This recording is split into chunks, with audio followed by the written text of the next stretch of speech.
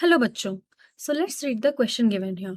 So the question here says, in the five kingdom classification, Chlamydomonas and Chlorella are included in कि जो five kingdom classification हुआ था तो Chlamydomonas और Chlorella उसमें किस kingdom में पाए गए या फिर किस kingdom में उनको place किया गया।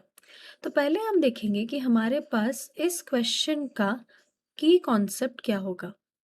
तो हमारे पास इस question का की concept क्या होगा ना, it is five kingdom classification.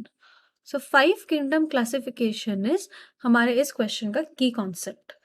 तो अगर हम यहाँ पे देखें तो ये जो फाइव किंगडम क्लासिफिकेशन ये किसने दिया था, R.H. विटेकर। R.H. विटेकर ने क्या दिया था, ये फाइव किंगडम क्लासिफिकेशन दिया था और उन्होंने कुछ सेट ऑफ रूल्स रखे थे इस क्लासिफिकेशन के लिए। तो जो पहला रूल था या पहला क्राइटेरिया था, it was cell structure. Cell structure.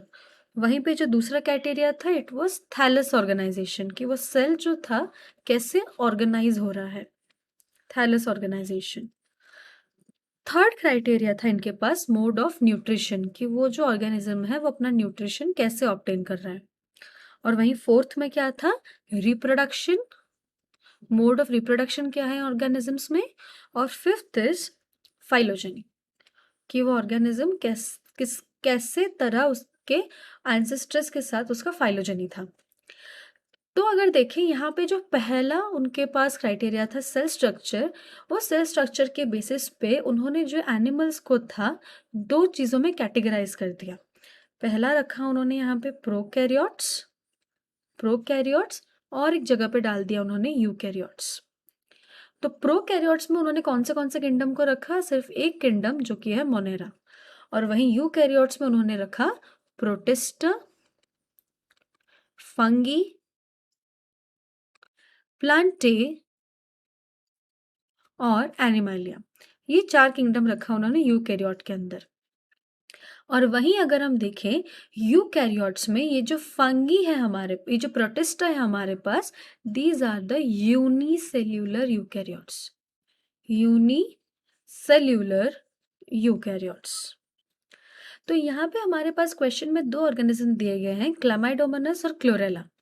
तो यहाँ पे हमारे पास क्या गिवन है ना, क्लामाइडोमोनास और क्लोरेला।